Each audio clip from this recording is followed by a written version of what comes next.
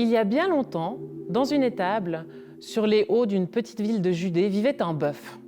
Un bœuf dans une étable à cette époque, il n'y a rien d'étonnant, les tracteurs n'existent pas. Pour tous les travaux difficiles, quand on a besoin de puissance, de force, pas un truc un peu molachon version âne ou cheval, on a besoin d'un bœuf. Toute bonne étable en possède un, voire deux. Le bœuf de notre histoire, il a été tout ça. Il a été fort, puissant, précieux. Peut-être même ce que son maître avait de plus précieux. Mais ça, c'était avant. Aujourd'hui, il est vieux, vraiment très vieux. Et ça se voit, il a les cornes toutes usées, l'œil vitreux, le bout du museau blanchi.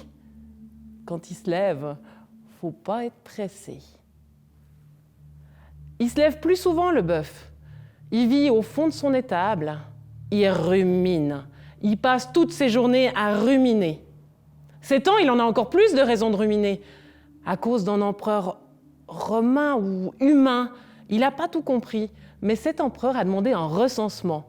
Tous les humains doivent aller s'inscrire sur des listes, dans la ville d'où ils sont originaires. Ça, c'est un drôle de concept. C'est pas la ville forcément où ils habitent, mais c'est la ville où leur arrière-grand-père habite. Et là, dans la ville de Bethléem, celle du bœuf, il y a dû avoir un arrière-grand-père qui a eu beaucoup de descendance, parce qu'il y a trop de monde dans la ville. Les auberges, les maisons sont pleines, les rues sont pleines, il y a du bruit partout. C'est les humains qui font du bruit. Les humains, ça fait beaucoup de bruit. D'abord les tout petits là, les bébés, ça pleure à n'importe quelle heure du jour et de la nuit. Et les gamins, ça crie et ça court toute la journée. Le pire de tous, c'est l'adulte humain. L'adulte humain, il jacasse, il rit bien trop fort, il se dispute, il engueule les gamins qui courent. Et la nuit, il ronfle. Il y a tellement de bruit que le bœuf, il n'entend pas. Il n'entend pas les pas qui s'approchent. Il voit la porte de l'étable s'ouvrir. Il voit un homme, pas son maître, un âne.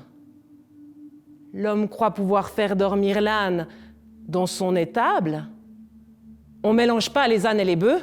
Ça ne se passera pas comme ça. Le bœuf se lève, met ses oreilles en arrière, baisse la tête, voûte les épaules, gratte du pied. On verra s'ils osent entrer.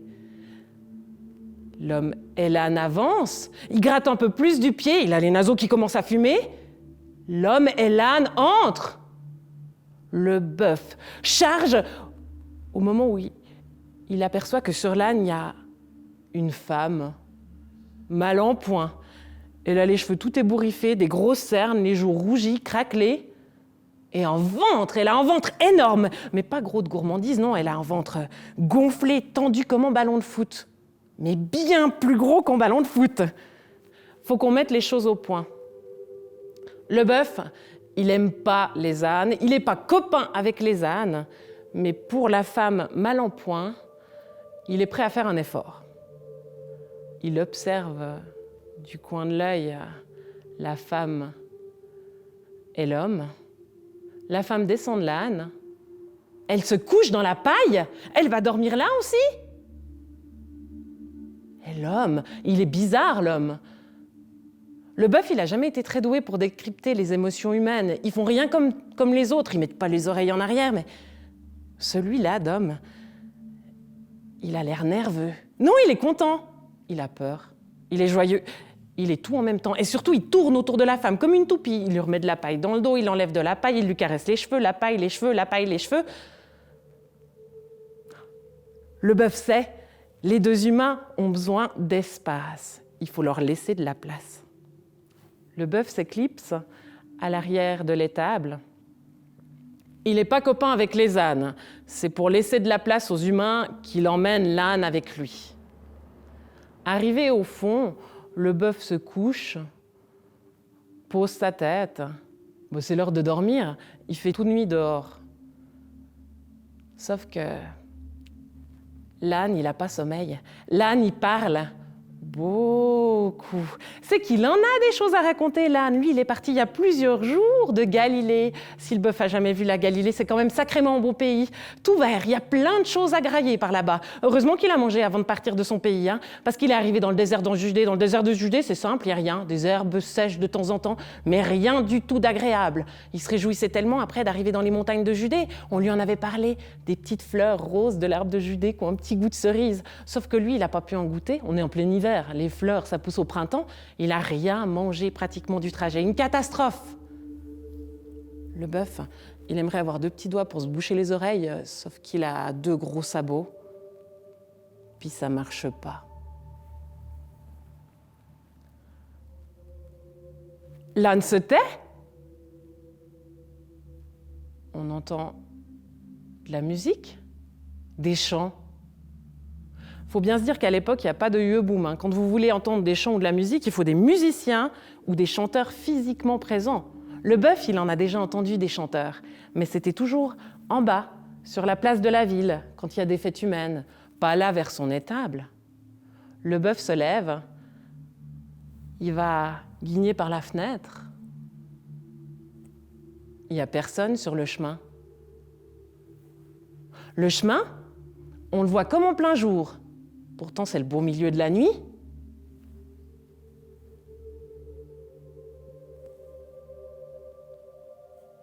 En dessus de l'étable, il y a une étoile.